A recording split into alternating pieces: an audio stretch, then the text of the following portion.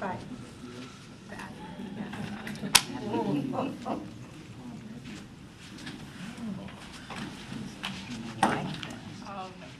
Smells an article.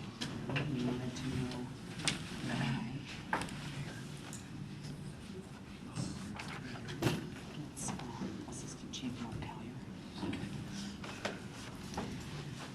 Wanted to know why you said check fixed.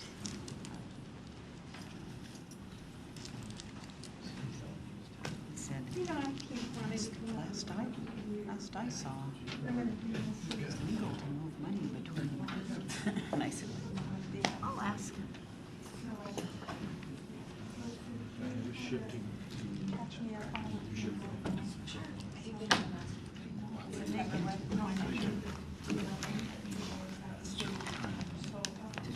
On October 1st, and you say they want sometime. Okay, the meeting will come to order. Roll call, please. Deputy Mayor Pelosi, Here.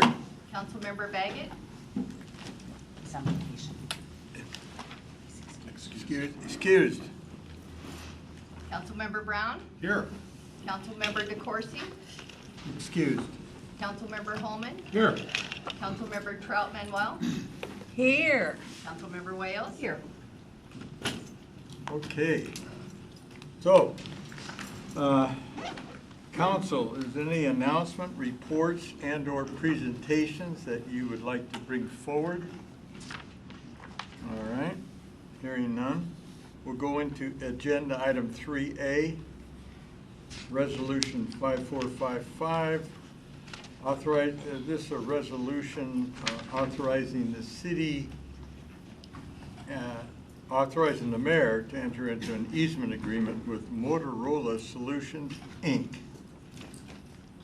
And we have engineering to make a presentation. Please announce your name. Good evening, Council. I'm Susan Fenhouse. I'm the water utility engineer. And just as you mentioned, we're going to talk about the Motorola Solutions easement agreement.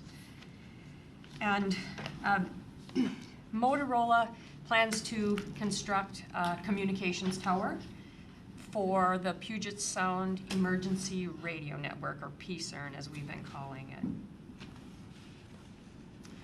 The tower location is off of Auburn Way South. It is on property that is owned by the Seventh-day Adventist, and it is directly adjacent to one of the water utilities facilities. We have 2 water storage reservoirs there, and also the Academy East booster pump station. You can see along, oh, that doesn't show up quite as well on your screen as it does on mine, but we access that property actually from a property that's adjacent to us. So because of very steep slopes that are along Auburn Way in this area, there's not a very direct route to just get up to the property. So we come through an easement that we have on adjacent property ourselves. Excuse me, is Sure. that the one next to the bingo hall? That property? No. No. It's This further is up. farther south in east. So as I mentioned, the steep slopes. The top picture is actually on Auburn Way, looking at where the tower would be located behind some of those trees, and that's not a very easy grade to get up. The lower picture is the driveway that we do use just to get to our reservoir site. Very steep. It is when you drive along. So here to orient you a little bit better, the black dash line is the city's property. The solid blue line is where we have a fence right now, and the dash blue line is a portion of the fence that's going to be removed and then replaced with the solid red line. So Motorola is going to pay for relocating the fence, and then they will ultimately put their own fence and gate in, which is the pink or purplish color on there. This will allow Motorola to access the tower property without having to actually go through the reservoir property, so we can stay secure.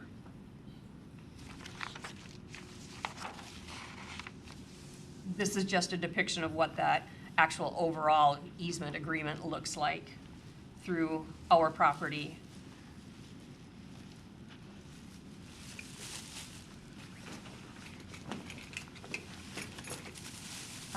Previously, I know the Keystone project in general has gone to Planning Commission and Council before. There was a zoning code change that went through a public hearing with Planning Commission and then ultimately with an ordinance, I know came before Council. And the next step really is that the next regular council meeting, which I believe is October 7th, we will bring the resolution back here. Yes, How tall is the tower? I'm sorry, I do not have that information with me. If the tower were to fall, and not fall straight down, but to fall this way, are all the properties that it might touch in agreement that this is an okay location? I do not know. I don't know if those were questions brought up with the zoning change or not. I'm sorry. Ingrid? So those questions were brought up and reviewed by the council when the zoning change was considered by council and ultimately approved by council. So I don't recall the specific height of the tower, but I do remember that conversation occurring at a study session and that community development staff provided response to those questions.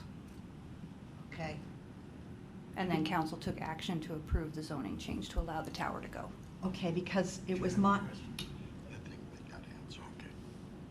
Largo? it's my understanding that there's some tribal housing around this area, and that if the tower were to fall, it could hit some of that housing. Now, I could be in error and would like some further information or an understanding from the tribe that it feels comfortable with the location of the tower if Yeah. you and I are talking about the same tower. I'm not aware of tribal housing in the area. There are single-family homes in and around that area on that hillside. As Susan pointed out, that hillside tends to be rather steep along that area. So I do recall, again, there was some discussion of that during that zoning process, that information was given to council during that discussion and that decision process. Okay.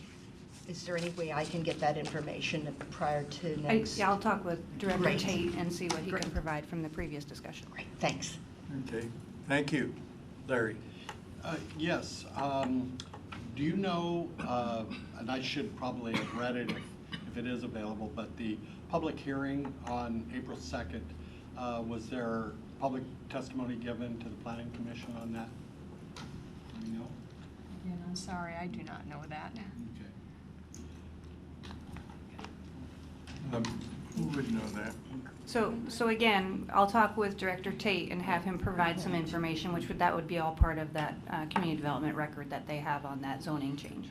Okay, so we've come up with so far 2 action items, one that Largo had and one that Larry had, and you'll circulate that to the council? Yeah, so I see it as probably one follow-up of information on the decision process related to the zoning amendment that was already done and approved by the council, which is some background information for this, which we'll provide. Larry had one.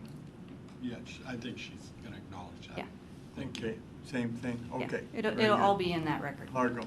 Because what my general concern is, they don't fall, but if it should fall, I want to make sure that people that are living there or potentially going to be living there are not injured. So again, I understand the question. I don't recall the final discussion on that because it's not something Public Works handles, but it was done through the zoning process. Council's already approved the zoning change to allow the tower to go there. So that decision has already been done by the council to allow that So then why are we zoning. looking at it again if it's Because- already been done? So to allow the tower to go on the property, this is a separate action considering the easement that they need through the city's water property, which is a property right which council has to weigh in on. And at that point, the water point was not covered the first go-around, correct? Correct, because that was just looking at Yep. the zoning issues Okay, and I not at understand. the access. Zoning and water separate. Yep. Okay. Any other questions, council? Hearing none? Thank you. Okay, now we'll go to 3B for Boyd, ordinance 6729. Dealing with vacating right-of-way at 130th Avenue Southeast within the city of Auburn. Good evening, Mayor Backus, council members. I'm Amber Price, right-of-way specialist with the Public Works Department. Right-of-way vacation V2-19 draft ordinance number 6729 is for vacation of 12,490 square feet of unopened right-of-way of 130th Avenue Southeast between Southeast 304th Street and Southeast 302nd Place on Lee Hill. The right-of-way is shown in red on the map on the screen and also on page 24 of 54 of your agenda packet. The right-of-way was dedicated for street purposes with the plat of Vintage Hills Division 5 on May 8th, 2001. The Auburn School District has applied for right-of-way vacation and is proposing to incorporate this right-of-way into development of adjacent parcels into a new elementary school. City Public Works staff, along with other city departments and jurisdictions that might have an interest in this right-of-way, have reviewed the application and determined that it's not necessary to meet the needs of the city and it could be vacated. Staff supports vacation with the condition that easements be reserved for City of Auburn water facilities and PSE electrical facilities. We're recommending also that no compensation be required for the value of the right-of-way, as it was acquired at no cost to the city and has never been opened or maintained by the city. Public benefit is a decrease in maintenance obligation for the city as well as potential property taxes. Be happy to answer any questions. Londa. How wide is that? It is 30 feet wide. And what is it gonna be, what do they wanna use it for, or they're allowing to be used for? The Auburn School District is developing the adjacent parcels, and they're just going to incorporate it into the development of the adjacent parcels and for the new elementary school up there. Okay, thank you. I'm map challenged, and so where's the circle, the Lee Hill Circle? The Lee Hill Circle is, To the west? Yeah, To so the left or the it's- right? It's off the map on the left. Okay. Okay, so on 304th, it's supposed to be right here. No, that's not the left, that's the right. Right, Okay, okay. well, There's one it's over there, here. okay.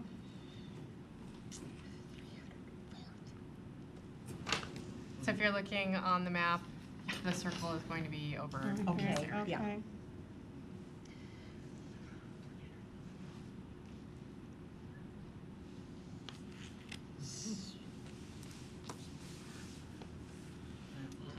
This doesn't tell you anything. Any other questions? Okay, thank you very much. Thank you. Now we'll go to item 3C. Charlie, this is related to the South Correctional Entity local agreement approving the city's capital contribution related to refunding bonds to be issued to refinance the South Correctional Entity facility.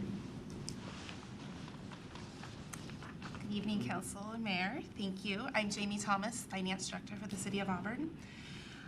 This ordinance is really approving a new interlocal agreement that we have with the 5 remaining owner cities of the SCORE facility in Des Moines. The reason why we're here and having to relook at the interlocal agreement is back in September of 2018, Federal Way had given their notice to withdraw from SCORE as an owner agency. So as a result, they are going to need to do some financing to pay off their portion of the $86 million worth of bonds that were issued to build the facility back in 2009. At the same time, so this ILA really does two things. It writes Federal Way out of the interlocal agreement, and it reallocates the ownership percentage among the 6 remaining owner agencies. But then the second part is a refinancing, a refunding of the bonds, the outstanding bonds. They're, at the same time that Federal Way is going to be paying back their portion, their 17% of the debt, there's an opportunity for the 6 remaining cities to have some interest savings in a refunding. So what we're also asking with this ordinance and the updated, it's written into the updated ILA, is to issue no more than $56 million. The numbers fluctuate depending on the interest rates on a daily basis, but to issue no more than $56 million to refund the remaining 6 cities' portion of the debt service.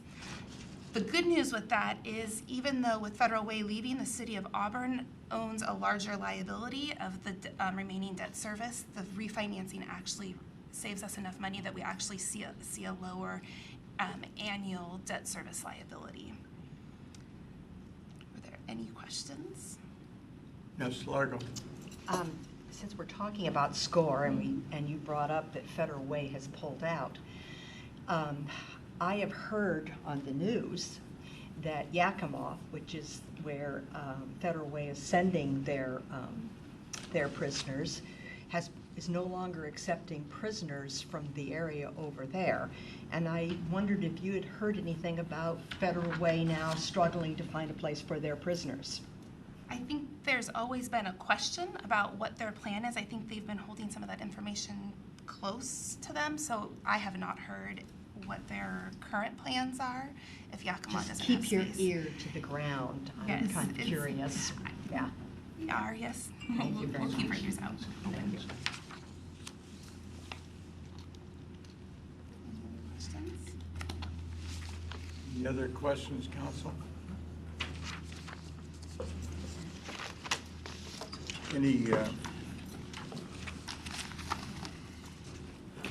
Mayor, do you have any comments since you sit on the, No, we have been working very closely. Finance directors have done a great job of reviewing all of the possibilities and perhaps new funding methodologies moving forward for our ADP. And while at first I think many of the member cities were a little concerned that Federal Way was choosing to opt out of being a partner in SCORE, I think ultimately it could be fiscally beneficial for the city of Auburn.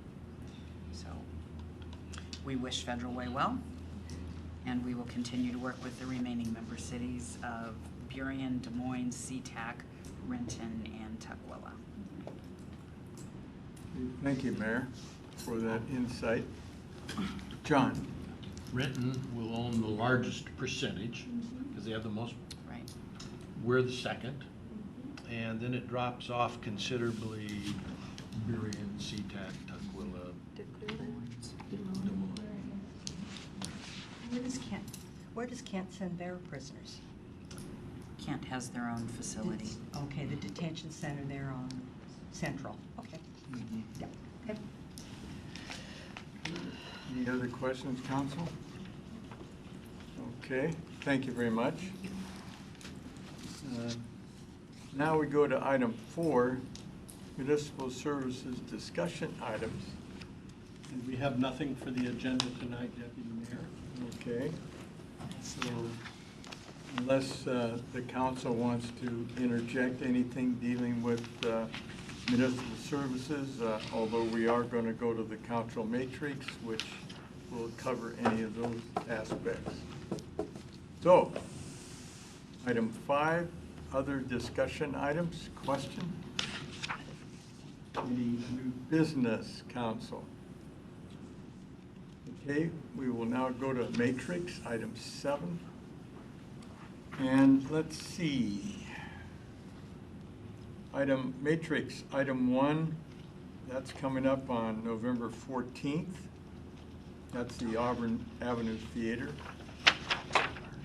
And then item 2, October 14th. Yeah, what did I say? November. Oh, I said November. I'm trying to hasten things on here. Okay, thank you, Mayor. October 14th for the Auburn Avenue Theater. And then the Metro Bus Barn site, that's still TBD. Item 3, funding options, that is ongoing. Item 4, no smoking or vaping in city parks. That also will be October 14th. Item 5, 2019 fireworks update. That is scheduled for November 25th. Item 6, Auburn Valley Humane Society Board update.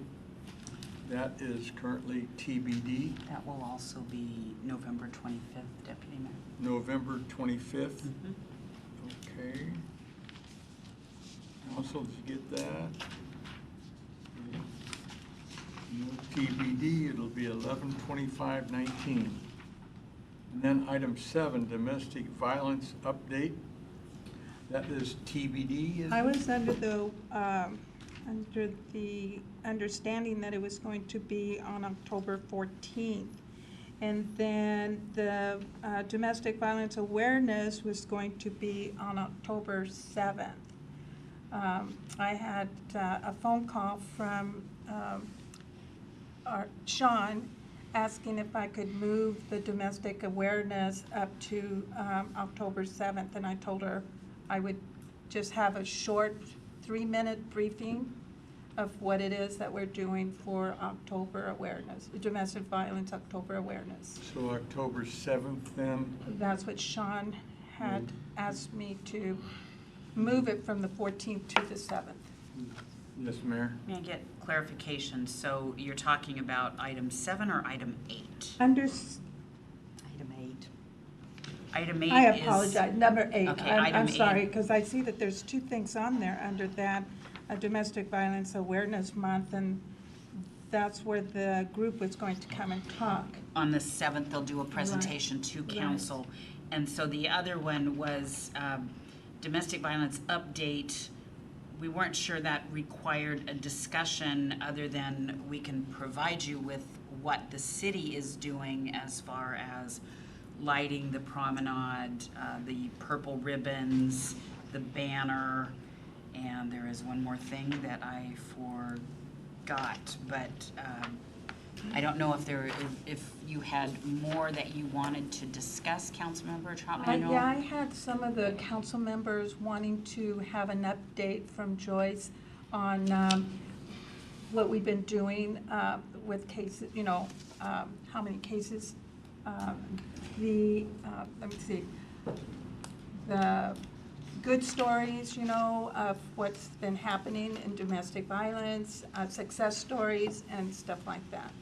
So Joy is human services. Joy would not have access to those stories. So that's where we needed some understanding and clarification. Joy is the human services or community services manager that oversees some of the, or that oversees our contracts for community and human services. But not quite understanding what we need to prepare for item 7. Okay, could we sit down and talk about that afterwards? Sure. I'll come in tomorrow and I'll talk to you what Sure. some of the council members have asked me to. Or we could, yeah, do it now or we can do it then. Either way. Okay, do the council members that said something about Mr. Poloso, you were one of them that asked me that you wanted to hear an update on what was happening with domestic violence in the city. I'm going along with you. Okay. You're the mover shaker on this. Do we want to leave it at TBD for now? I think so until I can sit down and talk All to the right. mayor and also Okay. to talk to the prosecutor attorney's office or, you know, Gloria, or whoever does all this. Let's sit down and we'll talk and leave it at TBD then. Largo. I think that a lot of what the prosecutor handles is confidential, and that maybe we just listen to what Joy tells us and reminds us of how many groups through Human Services we are funding.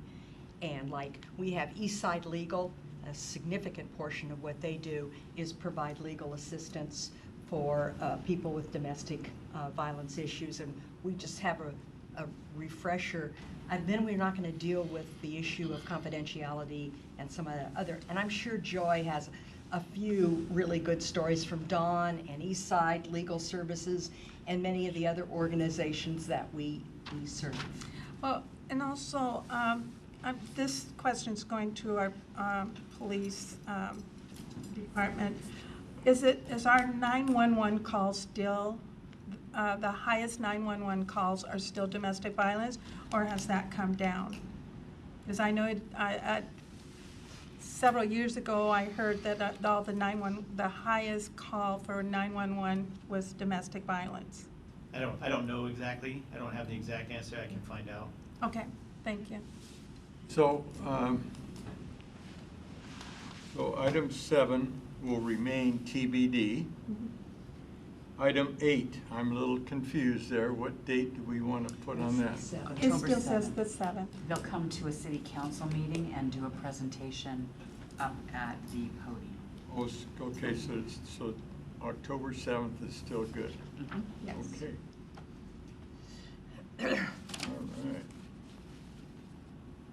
So, Wait, yes, Well, since Yolanda brought it up about the police department and then maybe the numbers of calls they get, it would be real interesting to hear from the police department the training that is provided our officers that are unique to domestic violence situations and those that really are generally what are applied in all of the different types of contacts with parents or with families. Because there's probably a lot of de-escalation and similarities, but maybe there's some unique things that officers face with domestic violence, and that would be kind of interesting. Since it's a to-be scheduled, you've got plenty of time to think about it.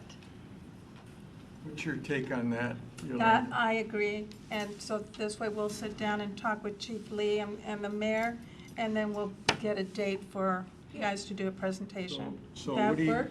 so what's the topic name that you want on that? Still domestic violence Just leave update. it the way it is, Yeah. but just we'll, Well, how about just domestic violence update and remove activities for Domestic Violence Awareness Month? that sounds good. Yeah. Yeah, because that's where I'm getting the confusion with the domestic violence activity, because that's what we're doing for awareness, is the event that we've got planned.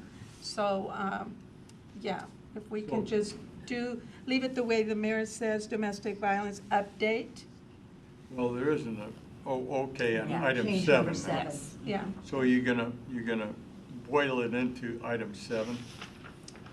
Yeah, Or we're you're just, gonna change the topic? no, No. we're just going to take the first 3 words and scratch out everything else. Domestic violence update will be Update. the topic, and everything Okay. else can be scratched out. Alrighty. Okay, and then everything else remains the same?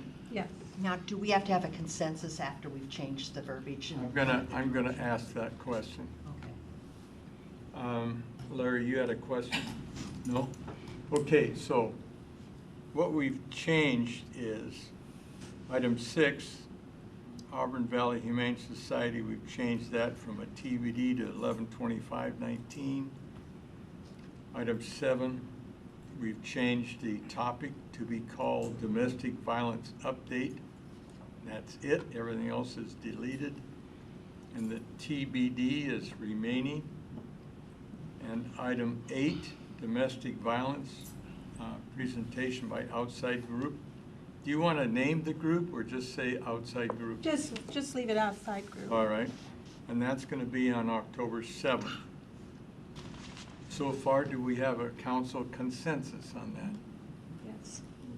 Okay, thumbs up, all right. Yes, thumbs up. Now, are there any areas of change or any additional changes or additions that council wants to add? John? One possible addition. Mm-hmm. Puget Sound Regional Council's Vision 2050, the date for public comment is now passed, so we are in final draft.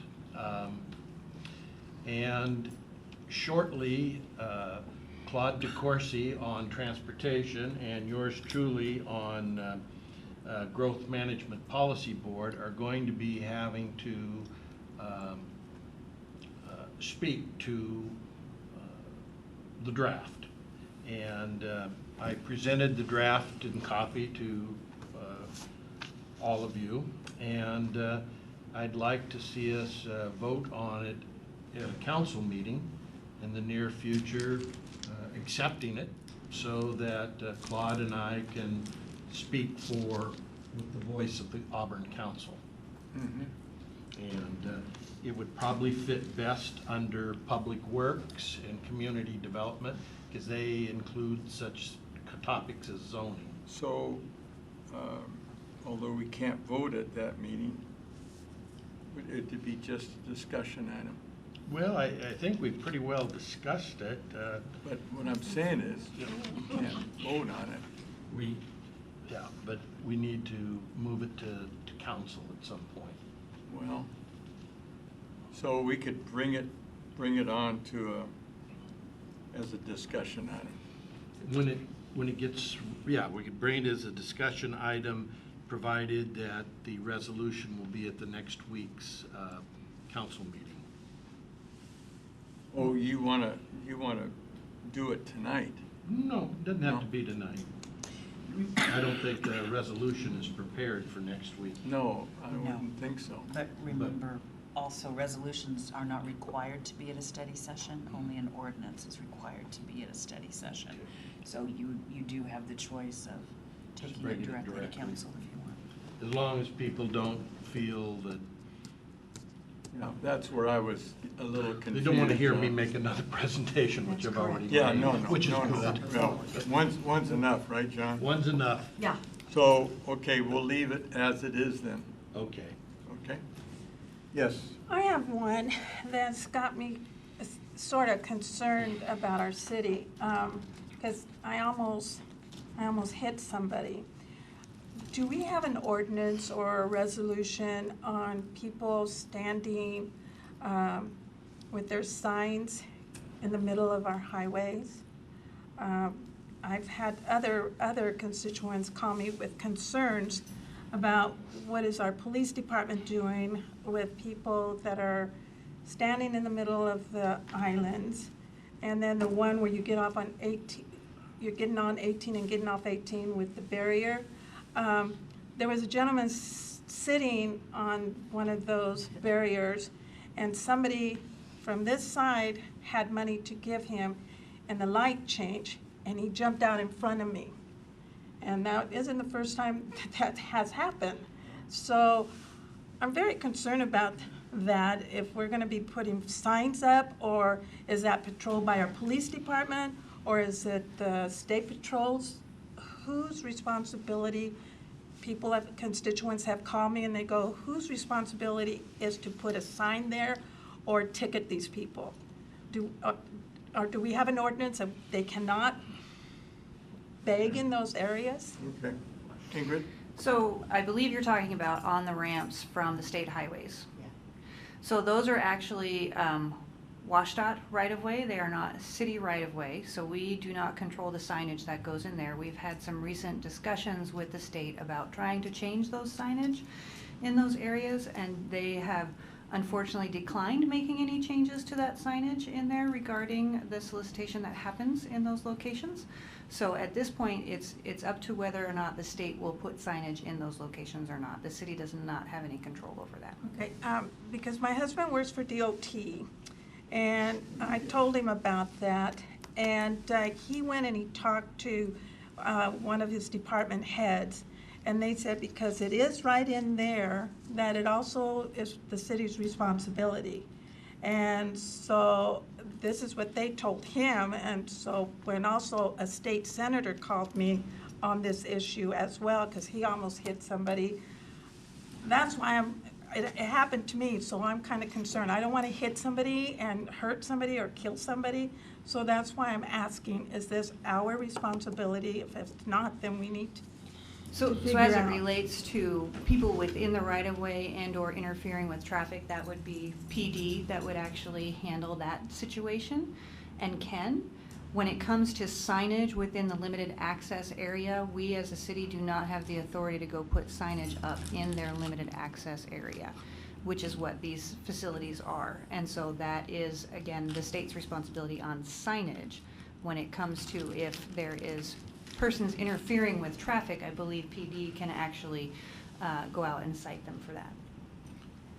So I think I know the area you're talking about, under Highway 18, I think we're talking about maybe two different things. You're talking about the island, when they stand down the island. So we do enforce that. They're not supposed to be in the island with their signs, or even, there's no crosswalk right there, so they're not allowed to be on the island. And so if we do find them there, we do move them on. We do issue infractions or citations depending on the circumstances. Well, there's two of them. I've seen your police officer do that because I was behind one of them. As you're going up south to go up to Muckleshoot, I was leaving one day from here, and I went there in that medium just before you go under the bridge. There was a young man sitting there with his sign. Your patrol officer on his mic asked him to please pick himself up and move. He didn't do it. Is the other one that I'm also talking about, the one with, as you're gonna get on Highway 18 to go to Covington, to Kent, that one's the one where they're sitting on top of the concrete barrier and they'll jump out in front of you. If somebody over here is, giving them money or whatever. So it's considered the same. They're still considered to be standing in the roadway. If they're on the concrete, the Jersey barrier that's there. Right. If they're standing on the island where there's a crosswalk and then you have the island where you can pause, that's a little bit more difficult because it's a public location, so people can stand there. They can't camp or anything like that where they're blocking the sidewalk. But if they're considered in the roadway, that's something we can enforce. Okay. So We just call my it. answer for me, then I have to go back to DOT and tell them that it's up to them to put a sign up there? Is that what I'm hearing correctly? So to change signage within the limited access area, yes, that is within DOT's authority for changing it on the ramps. But when it comes to enforcement of pedestrians out in the roadway interfering with traffic, PD already has the authority to address Okay. that. All right, thank you very much. So, we had a little sidebar discussion, that's good, that's healthy. So are there any other items that want to be brought forward by the council at this time? This time, here we go. We are adjourned.